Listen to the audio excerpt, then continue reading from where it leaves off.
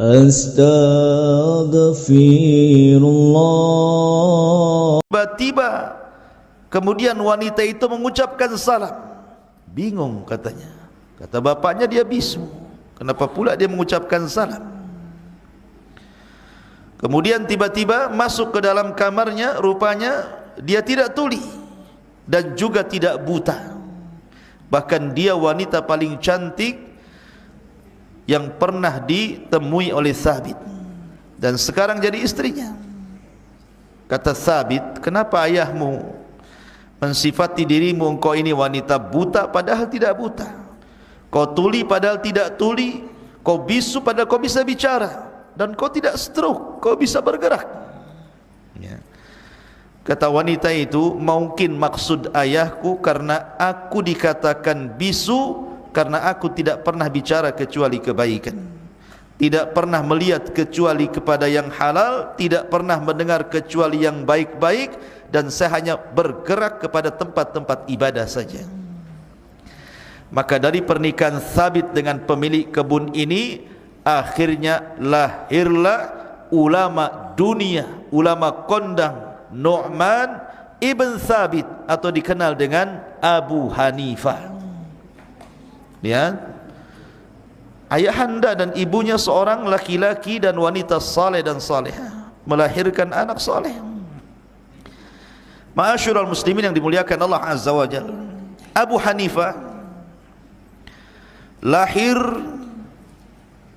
pada tahun 80 Hijriah dan wafat pada tahun 150 Hijriah.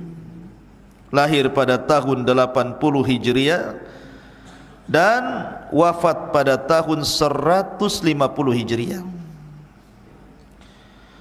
Ada yang mengatakan bahwa Abu Hanifah ini pernah melihat sahabat Rasul, walaupun tidak meriwayatkan, tapi pernah melihat sahabat Rasul.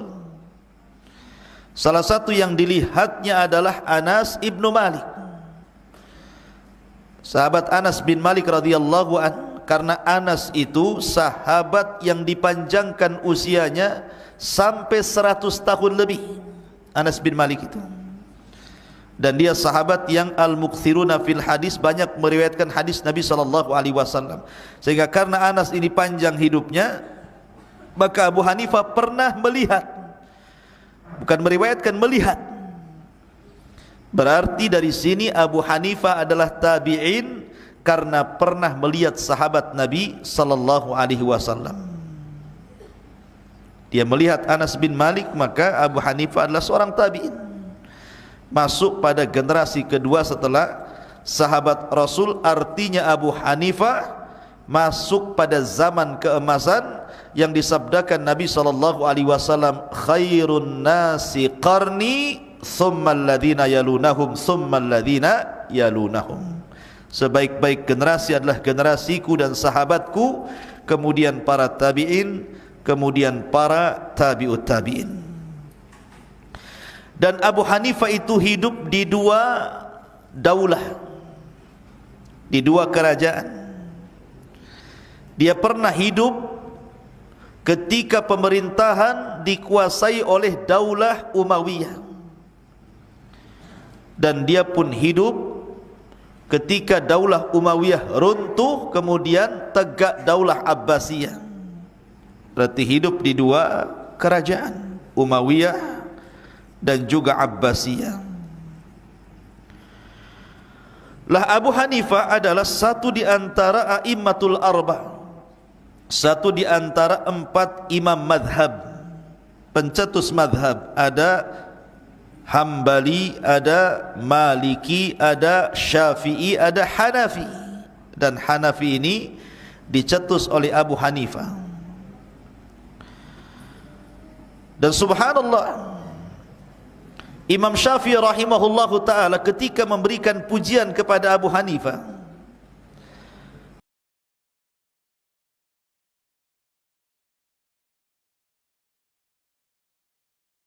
kata Imam Syafi'i, man arada an yatabahhar fil fiqhi fahuwa iyalun ala Abi Hanifah. Maka siapapun yang ingin berenang ingin masuk ke dalam lautan fiqih, maka sesungguhnya Abu Hanifah adalah pengasas pertama fikih dalam Islam. Dahulu orang tidak kenal meletakkan bab-bab fikih dalam kitab itu, bab tohara, bab tayamum, bab wudu, bab solat, tidak ada yang tahu. Abu Hanifah lah pertama kali mengasas fikih, kemudian diikuti para ulama setelahnya. Berarti jasanya luar biasa Abu Hanifah karena yang mengasas fikih, kemudian baru diikuti ulama setelahnya dan ulama setelahnya. Lah Abu Hanifah rahimahullahu ta'ala lahir di negeri Kufah. Lahir di negeri Kufah, sudah saya katakan pada tahun 80 dari hijrah Nabi sallallahu alaihi wasallam. Bapaknya Thabit ibn Nu'man. Thabit ibn Nu'man adalah ayahanda daripada Abi Hanifah. Kemudian dia meninggal di Baghdad pada tahun 150 Hijriah. Adapun sejarah belajarnya, Abu Hanifah ikhwatul fiddin muliakan Allah subhanahu wa ta'ala, dia mulai belajar itu karena mendapatkan nasihat dari seorang imam namanya Syu'bah, Al-Imam Asy-Syu'bah. Dia yang menasihati Abi Hanifah untuk duduk di halaqah para ulama. Lah ketika itu Abu Hanifah rahimahullahu ta'ala terpengaruh dengan salah seorang ulama besar namanya Hammad ibn Abi Sulaiman. Itu guru yang paling mempengaruhi Abu Hanifah, namanya Hammad ibn Abi Sulaiman. Dia belajar fiqih sampai Hammad ini meninggal. Jadi dia sedot ilmunya Hammad ibn Abi Sulaiman ini selama 40 tahun. Ketika itu usia Abu Hanifah ketika meninggal syekhnya ini di usia 40 tahun. Dan Abu Hanifah rahimahullahu ta'ala akhirnya menggantikan posisi gurunya Hammad ibn Abi Sulaiman di Kufah untuk menjadi mufti, pengajar, ya, menggantikan gurunya karena kecerdasannya. Ma'asyiral muslimin yang dimuliakan Allah subhanahu wa ta'ala, tentu guru-gurunya banyak, murid-muridnya juga banyak, dan tapi kalau karyanya memang tidak terlalu banyak karena yang membesarkan madhab beliau adalah murid-muridnya. Tapi sebelum saya jelaskan panjang lebar, saya ingin menjelaskan kepada antum beberapa kisah kecerdasan Abu Hanifah. Abu Hanifah ini bukan hanya dilebihkan dari segi ilmu, tetapi Abu Hanifah itu dilebihkan dia dari segi kecerdasan munadharah, pandai debat orangnya, pandai debat. Makanya madhabnya disebut ashabir ra'i. Madhabnya itu lebih mengedepankan kecerdasan akal, tapi bukan berarti kemudian menyelisih Quran Sunnah, tidak. Saya akan sebutkan beberapa perdebatan Abu Hanifah yang menunjukkan kecerdasan Abi Hanifah. Pertama, debat Abu Hanifah dengan orang-orang mulhidin. Orang-orang mulhidin itu orang-orang yang tidak percaya adanya Tuhan. Dia anggap matahari, bulan, bintang, bumi semua tercipta begitu saja tanpa ada yang menciptakan, tanpa ada yang mengatur, tanpa ada yang memelihara, tercipta begitu saja, tiba-tiba ada saja. Dan mereka mengingkari hari kebangkitan. Tidak ada hari kebangkitan. Manusia hidup dan mati itu soal waktu saja. Lah akhirnya Abu Hanifah pun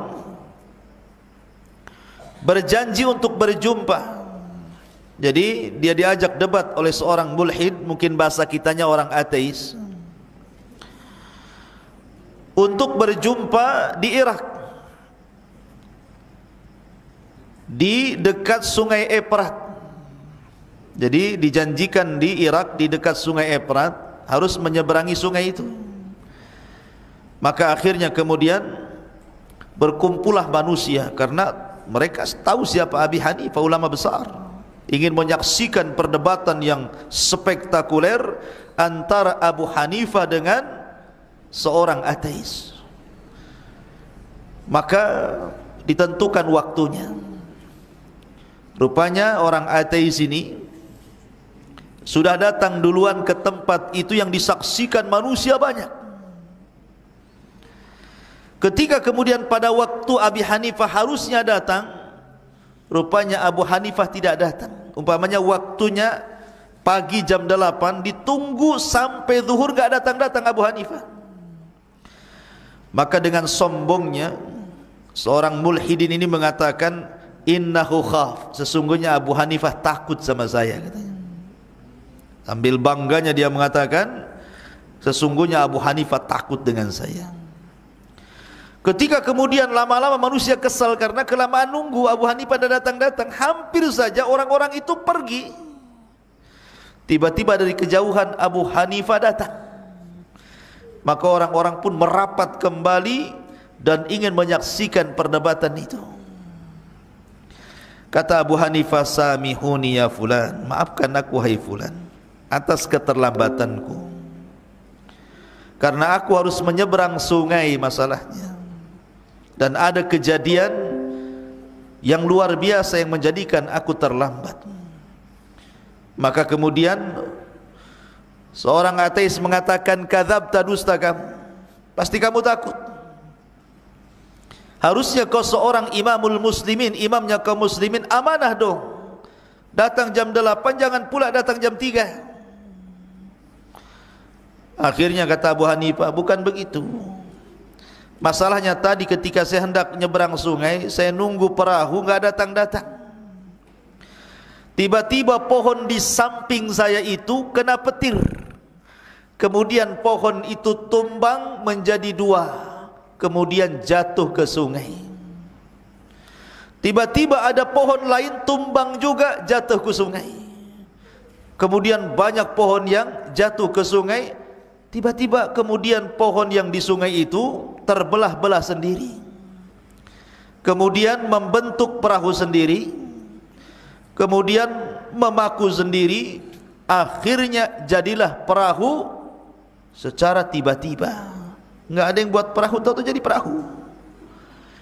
Maka aku pun naik ke perahu itu, kemudian perahu itu jalan sendiri sampai akhirnya menyeberangi sungai. Kata orang ateis ini, kau gila ya Abu Hanifah, mana ada perahu tercipta sendiri, pohon tumbang sendiri, terserut sendiri, terpotong-potong sendiri, terangkai sendiri, akhirnya jadi perahu. Kadzabta, dusta engkau ya Abu Hanifah. Kata Abu Hanifah, dari sini sebenarnya orang ateis sudah kalah debat. Kalau seandainya perahu yang kecil, tidak mungkin ujung-ujung ada, pasti ada yang merangkai.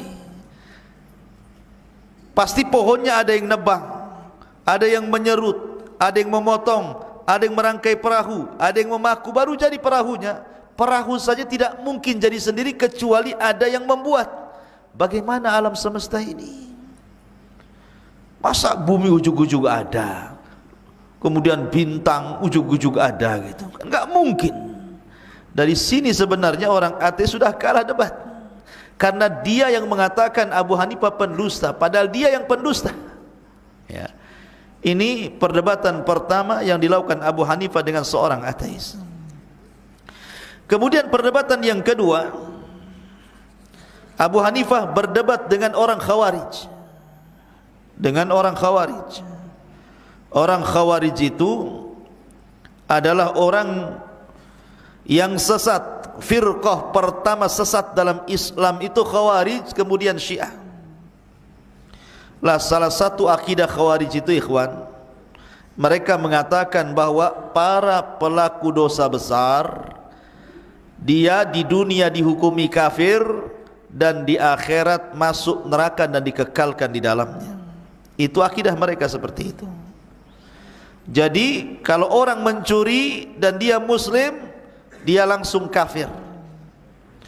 Kalau orang berzina walaupun dia muslim, langsung kafir. Kalau dia minum khamar dan dia muslim ketika minum khamar, langsung kafir. Pokoknya orang yang melakukan dosa besar itu kafir, dan di akhirat masuk neraka kekal di dalamnya. Itulah akidah Khawarij. Tapi akidah ahli sunnah, para pelaku dosa besar selama dia tidak syirik, tidak kafir, tetapi mukmin naqisul iman, tetap mukmin tetapi kurang imannya. Karena iman itu bisa bertambah dengan taat, bisa berkurang dengan maksiat. Jadi suatu ketika di Masjid Kufah itu didatangkan dua jenazah, yang satu laki-laki, yang satu perempuan. Yang jenazah laki-laki ini dia mati karena minum khamr, overdosis. Mungkin minum khamr oplosan, mungkin mati dia. Kemudian yang kedua ini wanita berzina, kemudian hamil, kemudian mati. Jadi dua-duanya para pelaku dosa besar, yang satu berzina, yang satu minum khamr, dua-duanya mati. Lah di pintu masjid ini datang orang Khawarij bawa pedang, ya, melarang orang untuk menyolatkan dua orang itu karena dia kafir, tidak boleh disolatkan. Karena dia mati di atas dosa besar, zina dan minum khamr. Tiba-tiba datang Abu Hanifah. Abu Hanifah datang, kemudian dicegat oleh dua orang ini yang membawa pedang di tangannya. Ya Abu Hanifah, saya ingin bertanya kepadamu tentang dua jenazah itu. Apakah dua jenazah itu kafir ataukah dua jenazah itu muslim? Ya, kan dua orang ini kan tadinya Islam, muslim, kemudian meninggal di atas minum khamar, dan satunya karena berzina. Orang Khawarij mengatakan dua-duanya kafir. Jadi Abu Hanifah dipaksa, menurutmu ini dua jenazah ini mukmin atau kafir? Kalau kau katakan mukmin, kubunuh kau. Kalau kau katakan kafir, berarti madhabmu sama dengan kami. Abu Hanifah orang cerdas, digitukan. Kata Abu Hanifah, tanya sama orang Yahudi ini dua jenazah ini jenazah Yahudi ya dulunya? Dia seorang Yahudi ya? Bukan. Nasrani? Bukan. Majusi? Bukan. Lalu dia jenazah siapa? Dia muslim dulunya, kemudian berzina, meninggal. Yang satunya muslim, kemudian minum khamar, kemudian mati. Berarti bukan Yahudi? Bukan. Nasrani? Bukan. Majusi? Bukan. Lalu siapa? Muslim. Ya sudah, selesai. Berarti dia tidak kafir. Apalagi ya. Kemudian bagaimana menurutmu wahai Abu Hanifah? Apakah dia masuk surga atau masuk neraka? Kata Abu Hanifah, saya tidak bisa menjawab kecuali saya ingat perkataan Ibrahim alaihi salatu wassalam, faman tabi'ani fa innahu minni wa man asani fa innaka ghafurur rahim. Kalau dia mengikutiku maka dia termasuk golonganku, kalau dia bermaksiat kepadaku maka engkau ya Rabb maha pengampun lagi maha penyayang. Dan juga perkataan Isa bin Maryam, in tu'adzibhum fa innahum ibaduk wa in taghfir lahum fa innaka antal azizul hakim. Kalau memang kau adab mereka ya Rabb, itu hambamu, tapi kalau kau ampuni maka engkau zat yang maha Al-Aziz, perkasa lagi bijaksana. Artinya soal kematian itu urusan Allah. Soal dia di neraka atau tidak itu saya tidak tahu, itu urusan Allah. Dari sini kemudian orang Khawarij ini kalah debat, akhirnya mencium kening Abu Hanifah dan mengatakan shadaqta anta ya imam.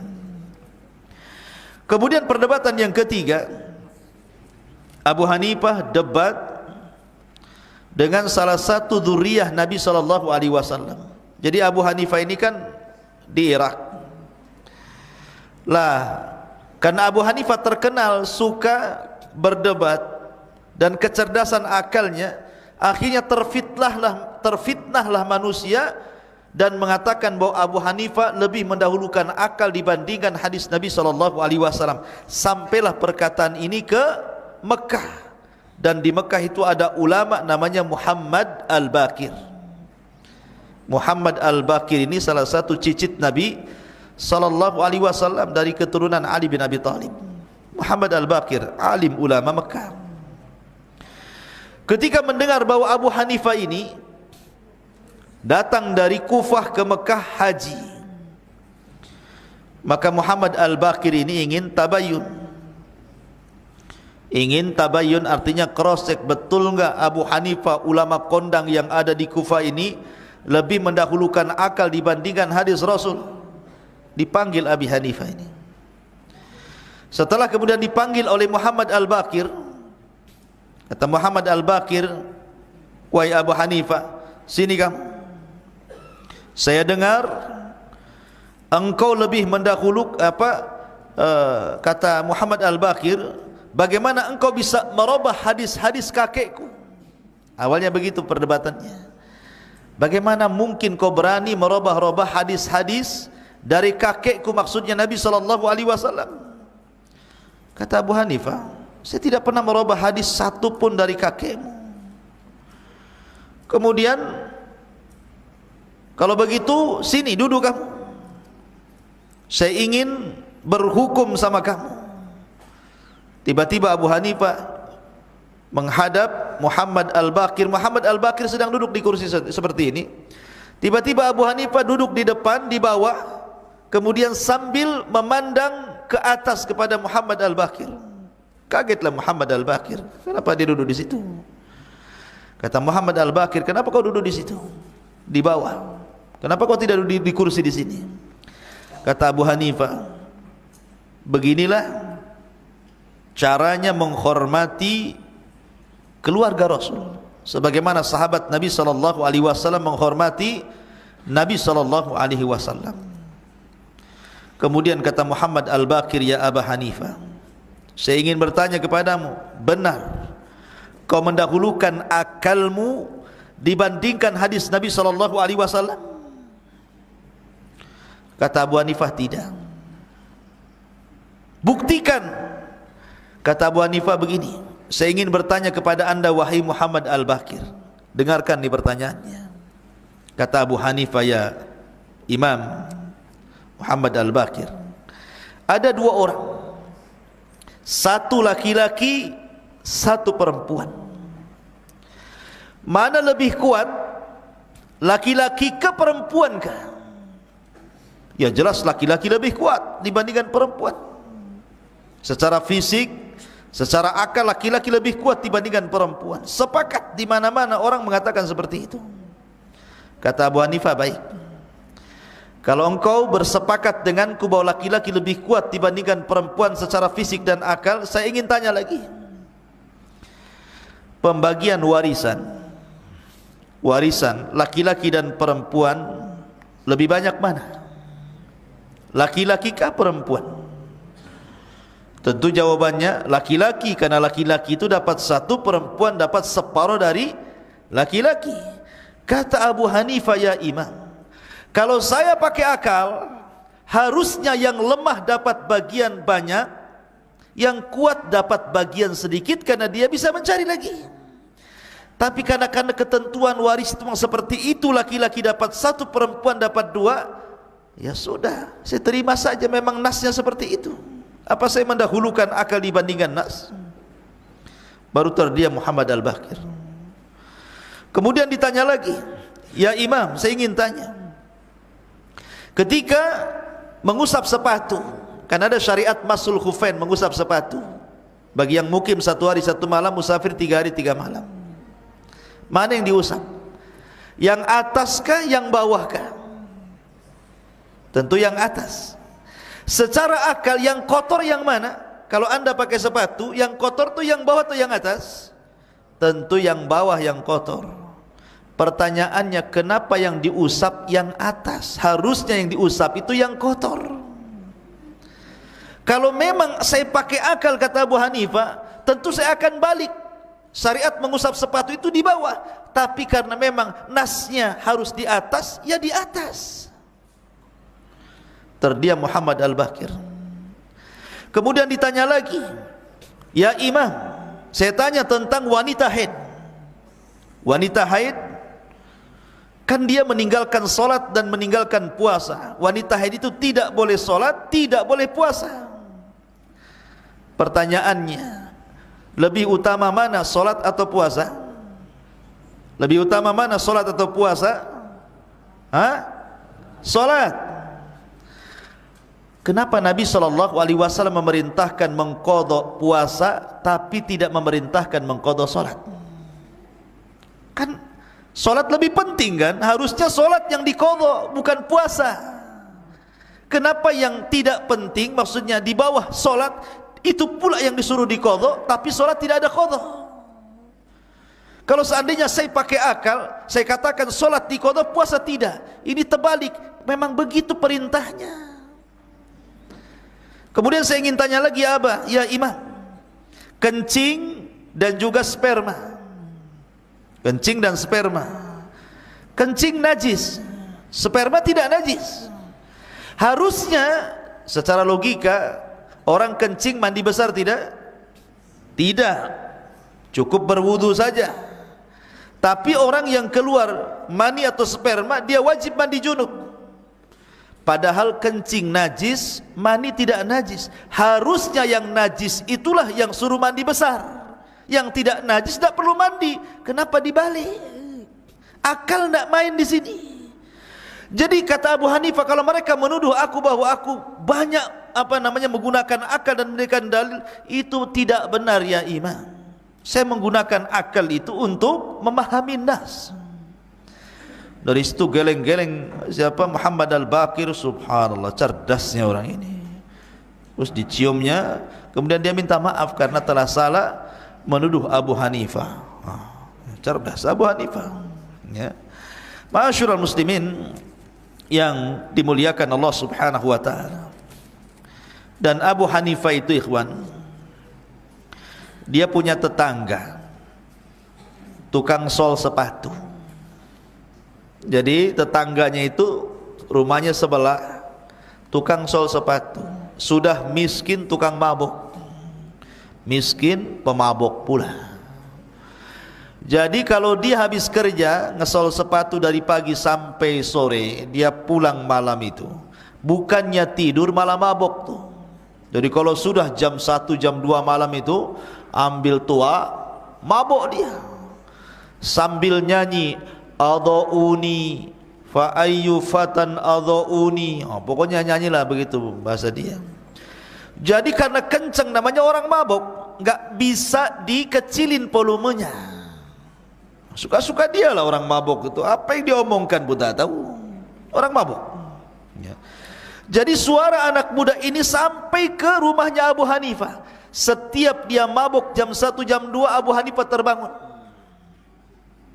Setiap hari. Akhirnya jadi kebiasaan, akhirnya jadi alarm dia. Pokoknya kalau dia sudah nyanyi, bangun, salat malam. Setiap hari kayak gitu. Sampai suatu ketika Abu Hanifah tertidur sampai subuh, alarmnya tidak bunyi.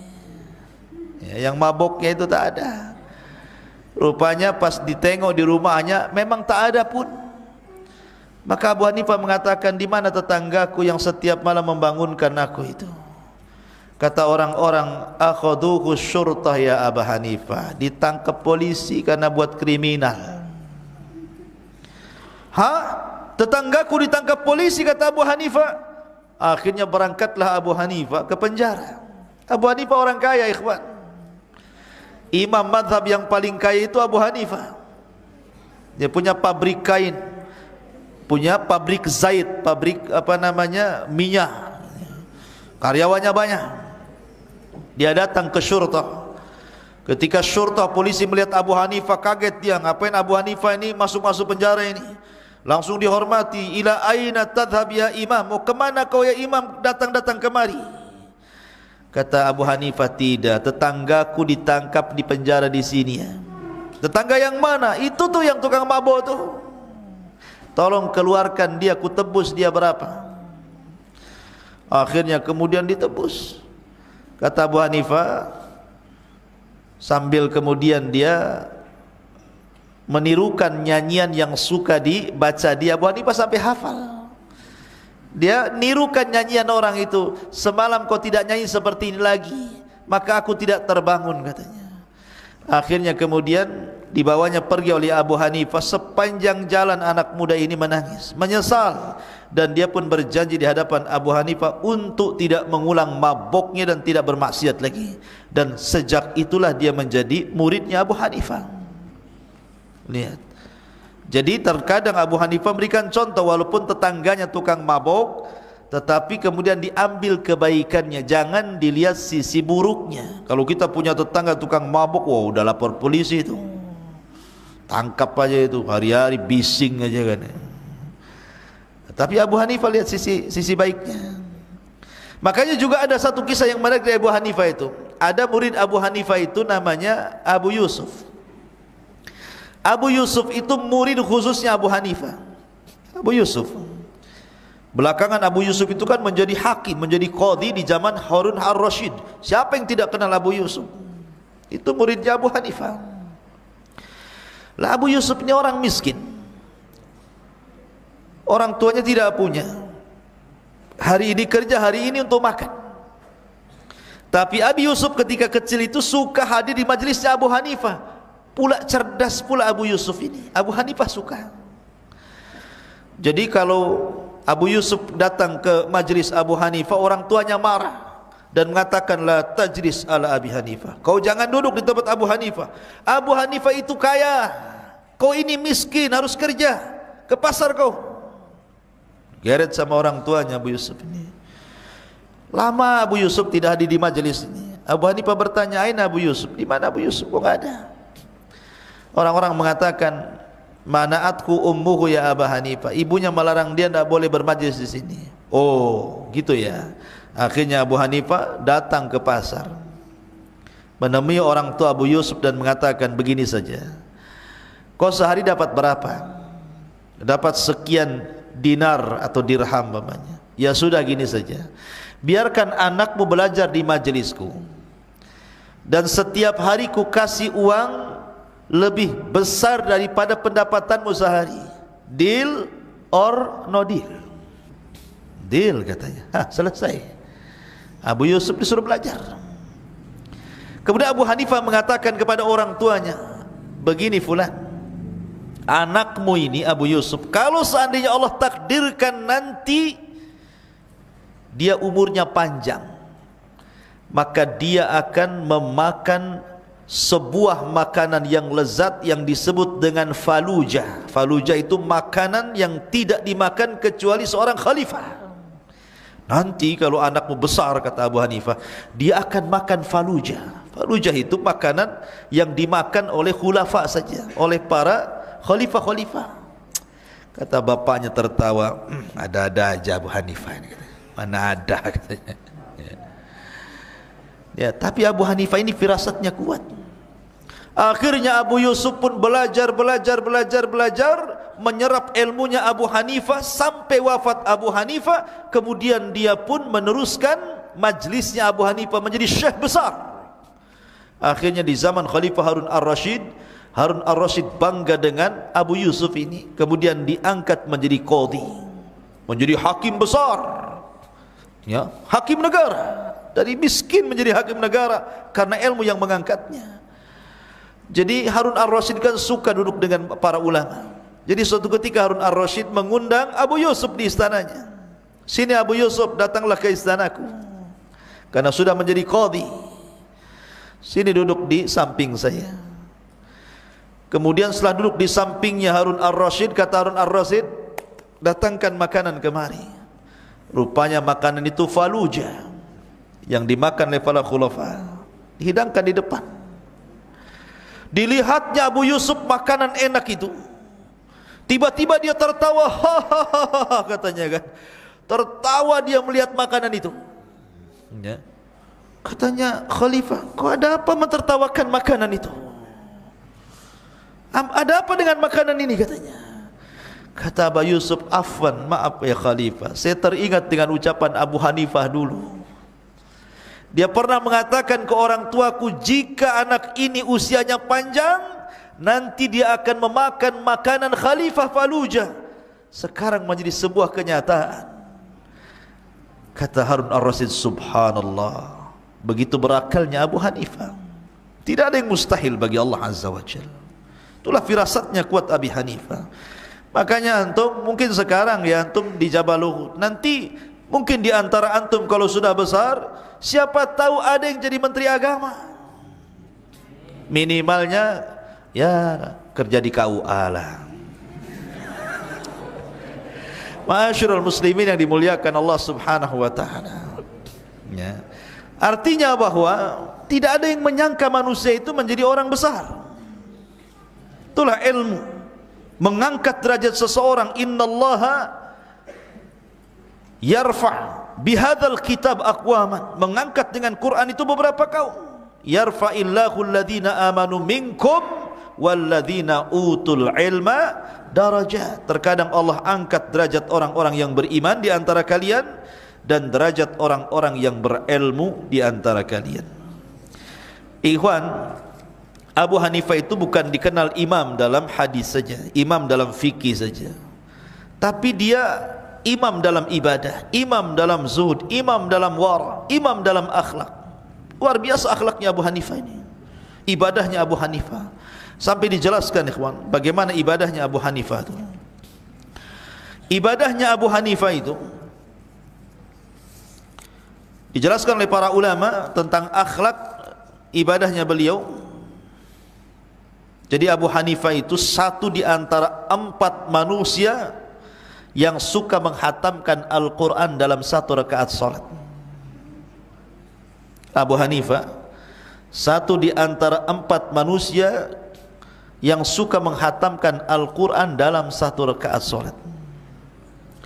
Pertama Utsman ibn Affan, dia menghatamkan Al-Quran dalam 1 rakaat witir. Yang kedua Ubay ibn Ka'ab. Yang ketiga Tamim ibn Aus Ad-Dari yang pernah berjumpa dengan Dajjal. Kemudian yang keempat Nu'man ibn Thabit atau Abu Hanifah. Bayangkan 1 rakaat hafal, selesai khatam Quran 1 rakaat. Kan lama tuh 30 juz itu ya.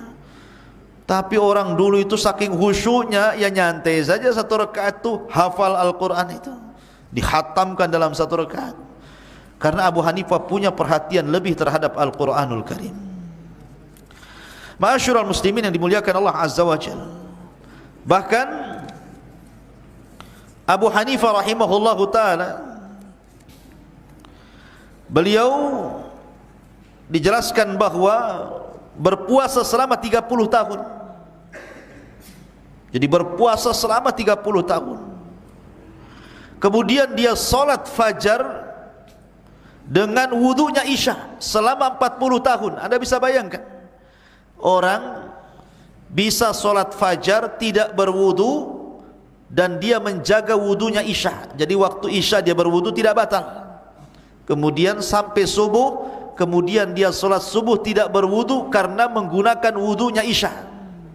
Maknanya apa di sini? Maknanya Abu Hanifah tidak tidur. Kalau tidur batal kan wudunya.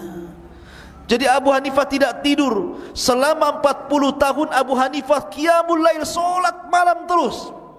Dan dia berwudu Isya digunakan untuk wudunya fajar. Siapa yang bisa melakukan seperti ini kecuali memang ulama pilihan. Bahkan setiap hari Abu Hanifah itu menghatamkan Al-Quran, minimalnya dia baca Al-Quran itu 3 hari sekali dihatamkan Quran. 3 hari sekali. Dan kalau masuk Ramadan jangan tanya, hari-hari biasa saja 3 hari sekali dihatamkan Quran. Ma'asyiral muslimin yang dimuliakan Allah Subhanahu wa ta'ala, sampai-sampai Abu Hanifah itu jarang tidur. Tidurnya itu antara zuhur ke asar saja. Jadi tidurnya siang dia, zuhur ke asar. Lebihnya gak akan tidur lagi sampai besok lagi. Dihabiskan untuk mengajar, untuk ibadah, untuk berzikir, dan begitu seterusnya. Sampai Abu Hanifah itu dikenal ibadahnya. Setiap malam dia tidak pernah meninggalkan qiyamul lail. Sampai akhirnya orang-orang membicarakan Abu Hanifah. Ketika Abu Hanifah ke pasar, ada dua wanita ngerumpi. Biasalah perempuan suka ngerumpi, ya. Kata salah satunya mengatakan, sesungguhnya Abu Hanifah la yanamul lail, tidak pernah tidur malam, solat malam terus, ya. Kedengaran sama Abu Hanifah pujian orang itu. Apa kata Abu Hanifah? La yutahaddats anni bima la af'al. Jangan pernah berbicara soal diriku dengan sesuatu yang tidak pernah aku lakukan. Artinya Abu Hanifah menyangkal padahal benar gitu pujian orang. Kalau kita kan dipuji kan mesti itu nanya. Kalau kita kan dipuji kan mesti itu nanya itu. Oh, si Anu muji antum Oh, ngomong apa dia tentang saya? Begini antum ini orang baik. Lu ketika ngomong sama saya berapa orang di situ ya? Adalah 10 orang. Ada lagi enggak selain 10 orang itu? Waktu ngomong di masjid apa di luar? Di masjid. Lah itu corongnya waktu itu nyala atau tidak tuh katanya? Dikejarnya orang tuh, ya. Jadi kita ini suka kalau seandainya dipuji kemudian mengejar soalan gitu kan. Karena kita ini bangga kalau dipuji. Abu Hanifah enggak bangga. Dia tidak mau dipuji orang. Ma'asyiral muslimin, ikhwan akhwat yang dimuliakan Allah Subhanahu wa taala. Lah Abu Hanifah itu ikhwan, subhanallah, dijelaskan di antara akhlaknya juga. Beliau itu tidak pernah marah walaupun dituduh macam-macam. Sampai-sampai dalam biografi beliau ada orang datang ke majelisnya Abu Hanifah. Ke majelisnya Abu Hanifah, tiba-tiba berteriak dengan mengatakan, ya zindiq, ya munafiq. Tunjuk-tunjuk Abu Hanifah itu. Hei orang zindiq, hei orang munafik, katanya. Subhanallah. Antum kalau digitukan, wow, pitam lah antumnya. Tapi Abu Hanifah mengatakan, ghafarallahu lak wa ghafarallahu li. Semoga Allah ampuni dirimu dan Allah ampuni diriku. Tidak marah, tidak membahas, tidak membalas. Sehingga dikatakan, ya Abu Hanifah, lima la taruddu, kenapa kau tidak balas ucapan itu yang mengatakan kau zindik, kau munafik itu, kau ahli bid'ah itu? Tetapi Abu Hanifah mengatakan, cukuplah yang membalasnya para malaikat.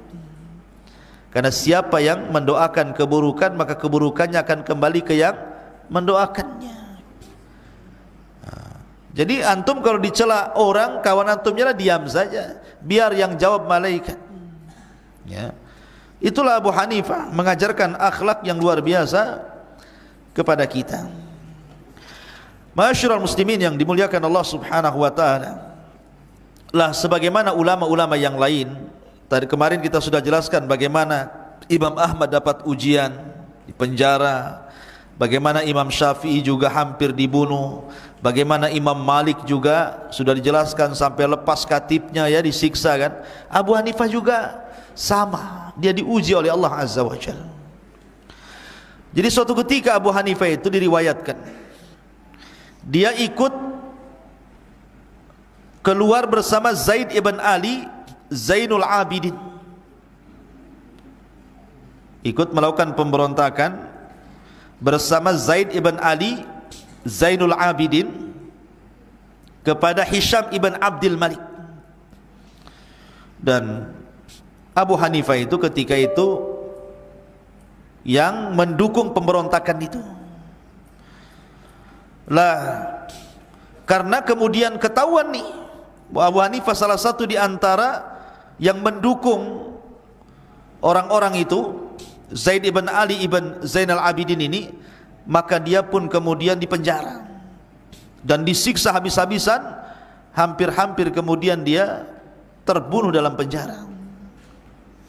Kemudian juga di masa Khalifah Abu Ja'far al-Mansur, jadi Abu Ja'far al-Mansur ini meminta Abu Hanifah untuk menjadi hakim, menjadi qadhi. Tapi Abu Hanifah tidak mau. Bayangkan loh, dikasih kedudukan menjadi hakim agung di negara, tidak mau Abu Hanifah. Kalau sekarang berebut tuh posisi jadi hakim agung, nyogok-nyogok lah yang penting jadi kan gitu. Tapi Abu Hanifah tidak mau. Sampai dipaksa tidak mau.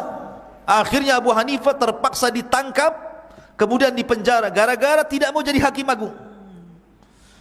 Sampai Allah takdirkan Abu Hanifah meninggal di tahun 150 Hijriah karena menolak tidak mau jadi hakim agung. Kan?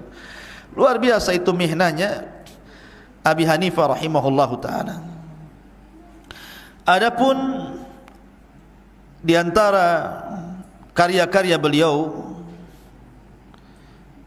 di mana Abu Hanifah rahimahullahu taala beliau mengarang kitab namanya Al-Fiqhul Akbar. Kemudian juga Al-Fiqhul Awsat. Kemudian Al-Alim wal Muta'allim. Ya. Jadi beliau mengarang Al-Fiqhul Akbar, kemudian Al-Fiqhul Awsat, kemudian Al-Alim Al-Muta'allim, kemudian juga Al-Wasiyah gitu. Itu karya-karya besar daripada Abi Hanifah rahimahullahu taala. Dan Abi Hanifah rahimahullahu taala banyak dipuji para ulama, sangat banyak dipuji para ulama. Di antaranya pujian para ulama mengalir kepada Abu Hanifah apa yang dikatakan Waqi Ibnul Jarrah. Waqi Ibnul Jarrah ini gurunya Imam Syafi'i. Apa kata Imam Waqi? Kana Abu Hanifah ta'azimul amanah wa kana yu'thiru ridallah ala kulli syai'in. Abu Hanifah itu paling amanah hidupnya. Abu Hanifah itu tidak pernah berdusta, ikhwan. Dia katakan selama 40 tahun lebih aku jaga lisanku, aku tidak pernah berdusta, baik sungguh-sungguh ataupun main-main, baik sungguh-sungguh atau gurau maksudnya, tidak pernah berdusta.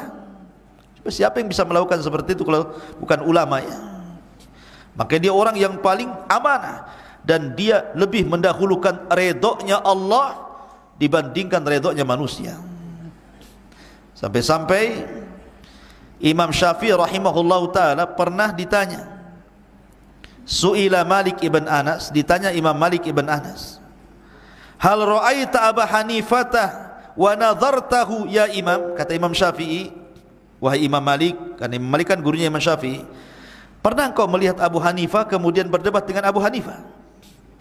Kata Imam Malik, ya, ra'aitu rajulan law nadhara ila hadhihi sariyati wa hiya min hijaratin faqala innaha min dhahabin laqama bi hujjatihi. Kata Abu Hanifah, kata Imam Malik, sungguh aku melihat seseorang, kalau seandainya tiang kayu ini, kata Imam Malik, dikatakan oleh Abu Hanifah ini kayu, kata Abu Hanifah ini emas bukan kayu, maka dia pasti akan menang dalam berhujjah, padahal jelas-jelas kayu. Tapi kalau kata Abu Hanifah ini bukan kayu emas, kemudian dia berhujjah, pasti aku kalah, tetap dikatakan ini emas padahal kayu. Saking cerdasnya gitu ya Imam Malik sampai memuji seperti itu kepada Abi Hanifah. Termasuk juga kata Abdullah ibn Mubarak. Abdullah ibn Mubarak itu orang kaya, ikhwan, sama Abu Hanifah ya, kaya luar biasa. Kata Abdullah ibn Mubarak, ra'aitu a'badan nas wa ra'aitu awra'an nas wa ra'aitu a'laman nas wa ra'aitu afqahan nas, fa amma a'badan nas fa Abdul Aziz ibn Abi Ruwad, wa amma awra'un nas fal Fudail ibn Iyad, wa amma a'lamun nas fa Sufyan ats-Tsauri, wa amma afqahun nas fa Abu Hanifah. Katanya Abdullah ibn Mubarak, aku pernah melihat satu ulama itu ahli ibadah, yang lainnya ahli wara, yang lainnya alim luar biasa, yang lainnya fakihnya luar biasa. Adapun yang ahli ibadah dialah Abdul Aziz ibn Abi Ruwad. Adapun orang yang paling wara dialah Fudail ibn Iyad. Adapun orang yang paling alim dialah Sufyan ats-Tsauri. Adapun orang yang paling cerdas dialah Abu Hanifah. Begitulah berkata Abdullah ibn Mubarak rahimahullahu taala. Bahkan Abu Yusuf muridnya mengatakan, kanu yaqulun, mereka para ulama mengatakan, Abu Hanifah zinatullah bil fiqhi wal ilmi was sakha wal badli. Abu Hanifah itu adalah zinatullah, perhiasan Allah dalam fiqih, dalam ilmu, dalam kedermawanan, dan dalam menghabiskan waktu untuk ketaatan, dan juga wa akhlaqil Qur'anil lati kanat fih, dan Al-Quran dijadikan akhlaknya. Karena Abu Hanifah itu orangnya dermawan. Sampai-sampai ada cerita, ini Abu Hanifah ini punya tetangga. Tetangganya ini mau jual rumah. Anggap saja kalau sekarang harganya 100 juta. Oh, banyak orang nawar. Kenapa? Tetangga Abu Hanifah. Kalau saya beli rumah itu, saya dapat tetangga Abu Hanifah. Abu Hanifah itu luar biasa orangnya. Tiba-tiba kemudian, setelah banyak yang menawar, dari 100 juta dinaikkan pula 200 juta. Orang mengatakan, ya fulan, kau tempel harga 100 juta, sudah ku tawar, kau naikkan pula 200 juta. Kau niat tak jual rumah? Itu. Yang benar saja ngasih harga, katanya. Kata yang punya rumah, ya, yang 100 juta itu harga rumah saya, tapi yang 100 juta harga tetangga saya Abu Hanifah. Maka 200. Kalau saya pindah belum tentu kau dapat tetangga sebaik Abu Hanifah, katanya. Maka ku jual harganya, katanya. Lihat, sampai dijual harganya. Ketika Abu Hanifah mendengar bahwa tetangganya butuh duit gitu kan, akhirnya dia datang kepada tetangganya, mau jual berapa rumahmu? Kata Abu Hanifah, biar ku beli. Sekian wahai Abu Hanifah. Kata Abu Hanifah, nih saya kasih duit, ambil lagi rumahmu. Kan enak punya tetangga kayak gini. Ya. Ma'asyiral muslimin yang dimuliakan Allah Azza wa Jalla, itu akhlaknya Abu Hanifah. Ya, jadi banyak sekali kisah-kisah Abu Hanifah yang menarik gitu ya. Tapi sekali lagi, karena waktu, kita masuk ke tanya jawab. Taib, tutup buku, tanya jawab, dapat lazid. Lazid ini. Dapat lazid sama air mineral. Taib, ikhwan, siapa atau kenapa? Tunggu, jangan ada lagi. Oh, ini untuk akhwat, untuk ikhwan. Masya Allah. Dapat roti. Masya Allah. Kenapa Abu Hanifah disebut Abu Hanifah? Itu berdiri.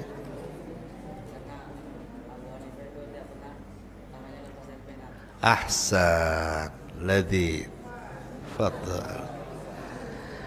Siapa nama Abu Hanifah?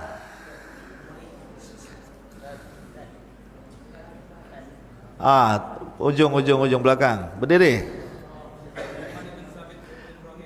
Ahsan, sini. Dapat roti antum sini.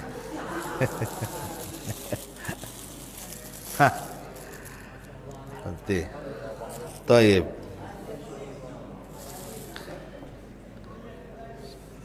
Belum ditanya sudah ngacung. Taib. Abu Hanifah hidup di 2 kerajaan. Kerajaan apa saja? Antum?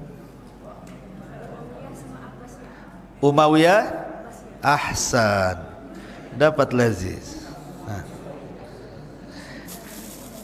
Akhwat, dapat cadar. Cadar semua ini ya. Taib, nikob ya. Antum tak boleh dapat ini, bahaya antum. Nanti masuk pula antum ke belakang. Akhwat, pertanyaan untuk akhwat. 1, Abu Hanifah rahimahullahu ta'ala lahir dan wafat pada tahun berapa? Jangan ribut, 1 aja, selalu. Tunjuk musrifah mana yang cocok situ.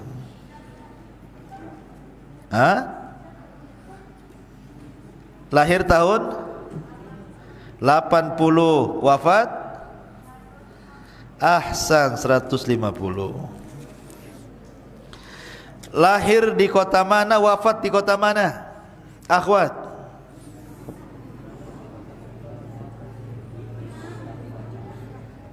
Hah? Ya Allah. Ayo. Ahsanti, dapat cadar. Taib.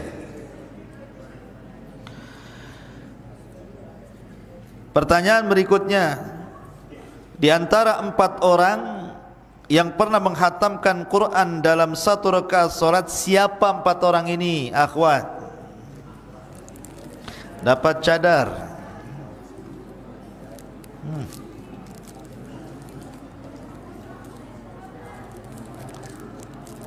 Siapa? Diam-diam Ikhwan.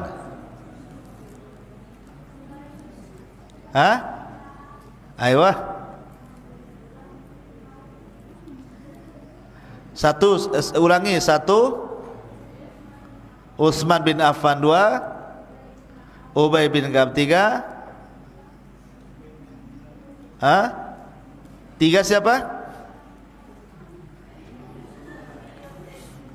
3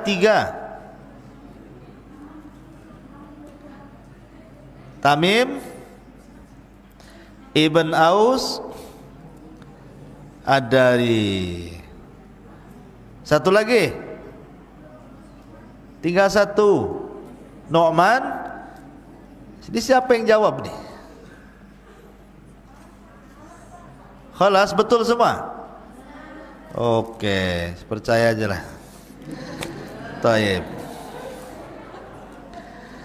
Ikhwan, ladid.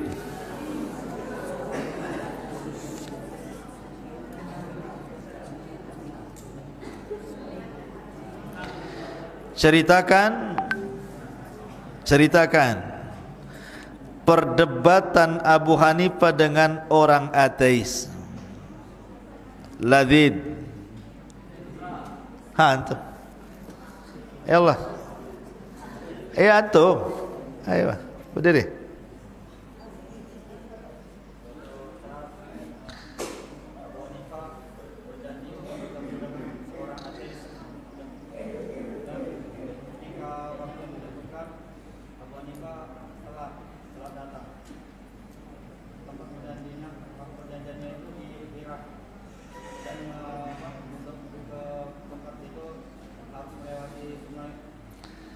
Ahsan.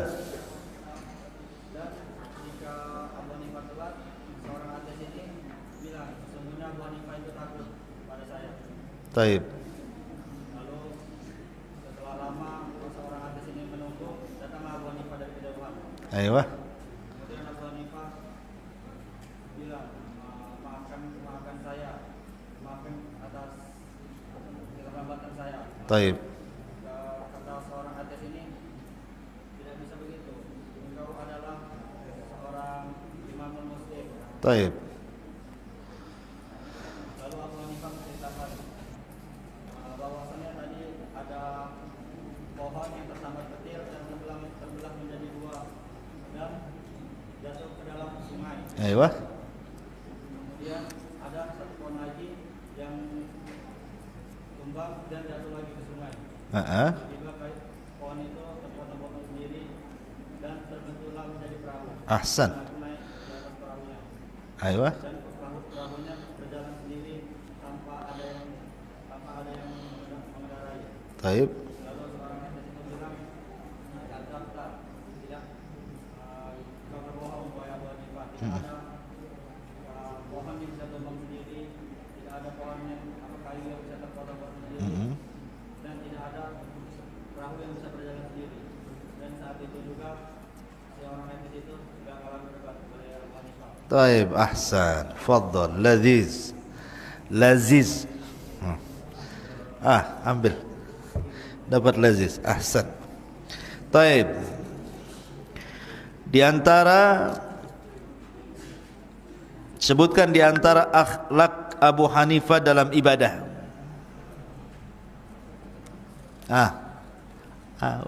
Berdiri. Iya.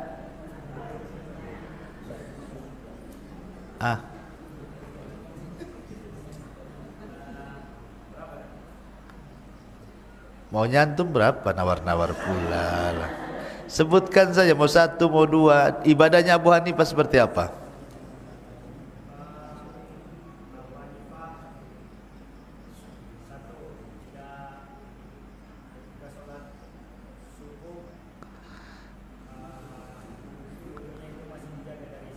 Ayo.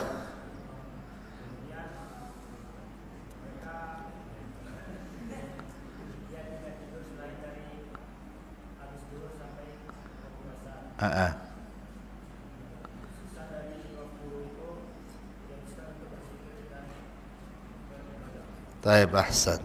Lumayan. Fadl. Dapatlah tuh roti dengan kreseknya.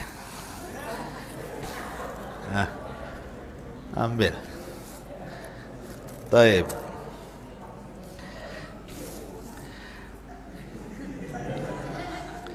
Abu Hanifah menghatamkan setiap hari Al-Quran itu berapa hari sekali?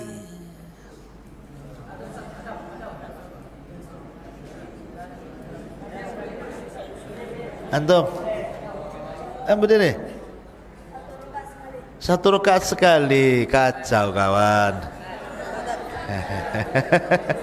Ya antum?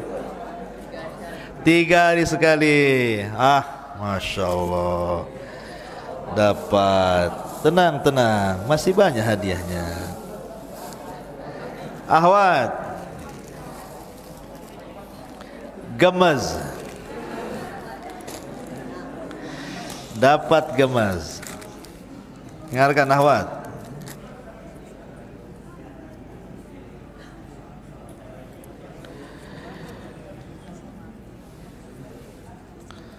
Kalau diceritakan terlalu panjang untuk ahwat.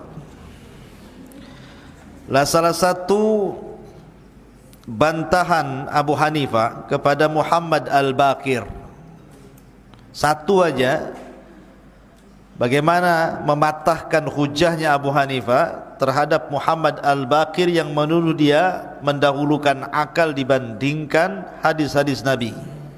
Satu saja contohnya.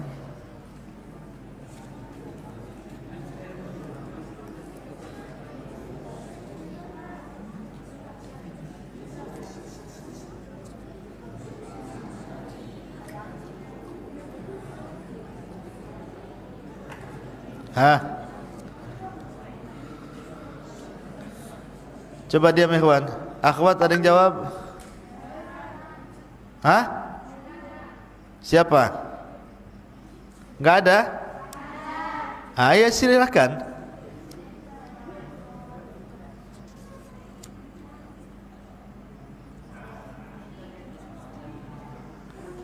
Enggak dengar nih Ustaz nih. Gimana pula? Ustaz yang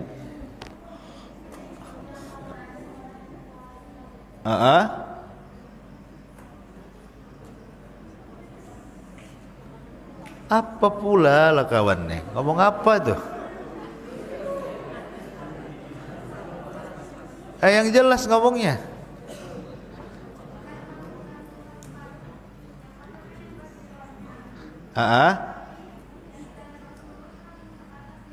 Ahsan, itu kan enak ngomong. Dapat gemes, langsung dimakan.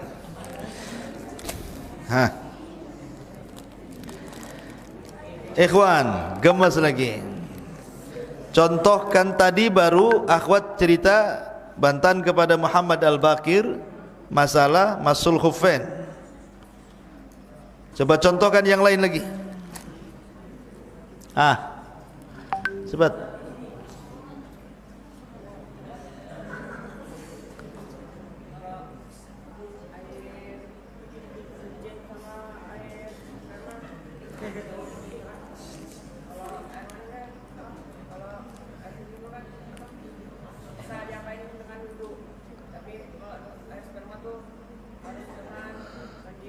Ayo.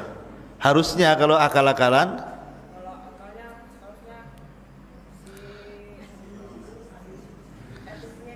yang harusnya mandi, yang sperma tidak harus. Ahsan, dapat gemes, langsung makan. Fadhal. Akhwat lagi.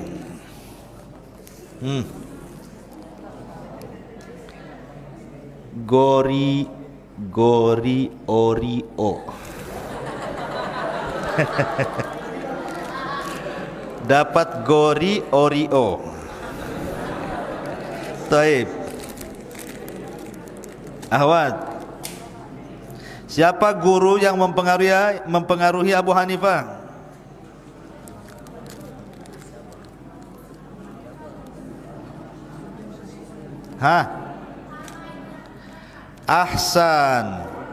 Ahsan tidak dapat Gori Oreo. Sekarang ikhwan,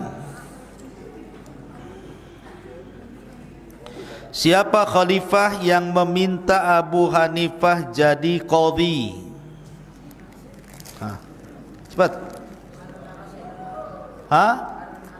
Harun? Bukan. Antum berdiri. Abu Ja'far siapa? Abu Ja'far gitu aja. Abu Ja'far orang Tiban sini. Al-Mansur. Ahsan. Ambil. Dapat Gori Oreo. Fadhal. Taib.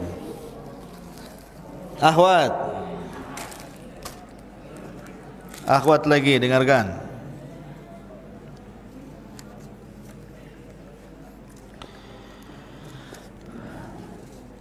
Abu Hanifah rahimahullahu ta'ala,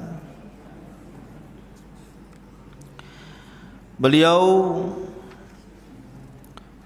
pernah berdebat dengan beberapa orang, salah satunya dengan Khawarij. Bisa enggak diceritakan tuh perdebatannya? Kayaknya enggak bisa ya, terlalu panjang ya. Sudah, kembalikan ke ikhwan saja, ceritakan. Bisa? Silakan kalau bisa. Enggak mau kalah pula kawan. Silakan kalau bisa. Siapa yang bisa?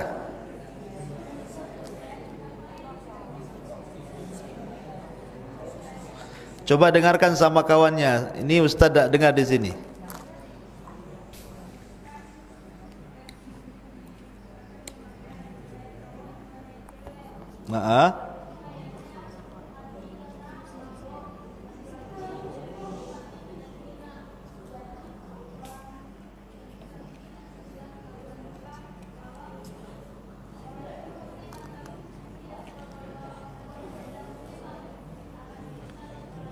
Ayo.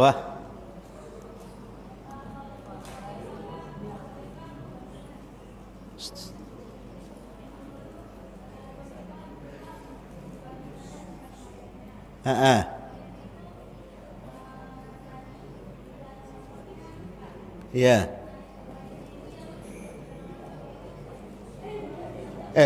Apa pula?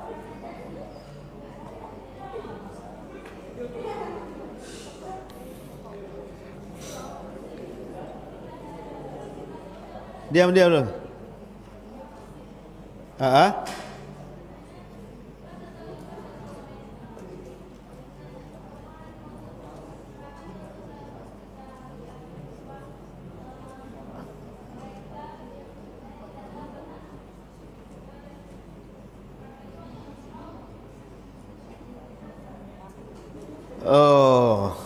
Samar-samar tapi tak jelas.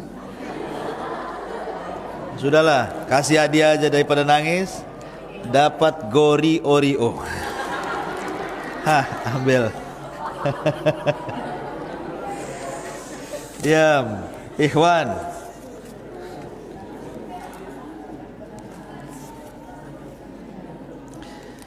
Abu Hanifah itu satu di antara 4 mazhab. Sebutkan 4 mazhab itu apa aja? Antum ya? Berdiri. Mazhab itu apa saja? Kan ada 4 mazhab itu, sebutkan. Lambat. Antum belakang.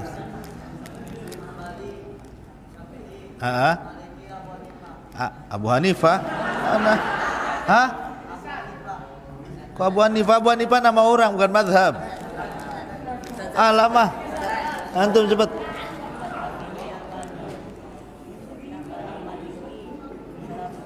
Salafi? Kacau kawan. Belakang.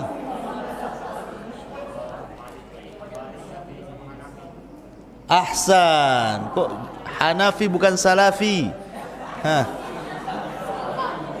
Abe.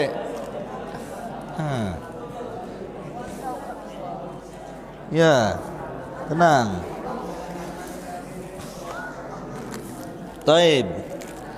Ahwat.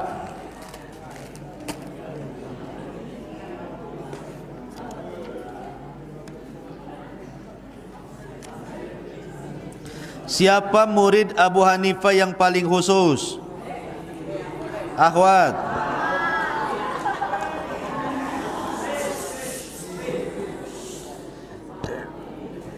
Siapa? Abu Yusuf. Ahsan. Dapat gori Oreo. Taib. Ikhwan, ceritakan kisah pernikahan ayahanda Abu Hanifah.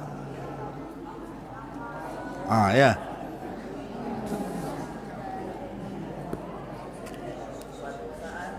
Dengarkan, ini suatu saat nih. Dengarkan.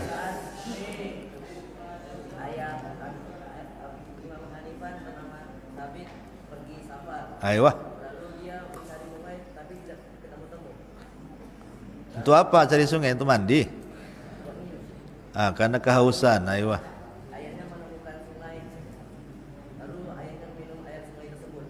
Lalu terlintaslah di air itu apel. Lalu ayahnya tersebut memakan apelnya setengah. Lalu ayahnya mengingat dosa dan yang lain. Gimana? Lalu ayahnya mengingat dosa tentang mengambil hak orang tanpa izinnya. Ayo. Lalu ayahnya mencari asal sumber buah apel ini dari mana. Lalu ayahnya mengikuti arus air tersebut sampailah ke kebun apel tersebut. Lalu ayahnya menemui pemilik apel tersebut. Lalu berkata, "Saya telah memakan apel Anda. Apakah Anda ikhlas?" Lalu pemilik tersebut bilang, "Saya tidak akan memakan Anda. Lalu ayah tersebut bilang, "Saya akan menggantinya dengan bekerja di sini." Lalu pemilik tersebut tidak memaafkan juga. Lalu pemilik tersebut berkata, "Saya akan memaafkan Anda sampai ketika Anda menikahi anak saya." Lalu ayahnya tersebut setuju. Lalu pemilik tersebut bilang bahwa anak itu cacat, buta, tuli, bisu, stroke, dan yang lain. Banyak kali yang lainnya. 4 aja. Tambah-nambah cerita tuh. Tibalah di hari akad pernikahannya. Heeh. Ayahnya mendatangi calon istrinya tersebut, lalu memasuki kamar. Kaget dia karena tidak saat menjawab salam, "Assalamualaikum," jawabnya "Waalaikumsalam." Katanya bisu, padahal dia menjawab salam. Ayo. Tuli, tapi dia mendengar. Ahsan. Buta, tapi dia bisa melihat. Ayo. Lalu perempuan itu berkata, "Yang dimaksud ayahku buta adalah karena aku tidak pernah melihat hal-hal yang haram. Tuli karena tidak pernah mendengar hal-hal yang haram. Ayo. Bisu karena tidak pernah menghibah atau semacamnya yang haram." Antum nama cerita tuh. Tapa benar sudah. Sudah. Ini dapat gemas. Ambil. Fadhal. Taib, hadiahnya untuk besok karena sudah habis pertanyaannya. Insyaallah besok kita lanjutkan. Subhanakallah bihamdika, asyhadu an la ilaha illa anta astaghfiruka wa atubu ilaik. Allahu ta'ala, assalamualaikum warahmatullahi wabarakatuh. Jangan keluar dulu ya, biar akhwat dulu keluar.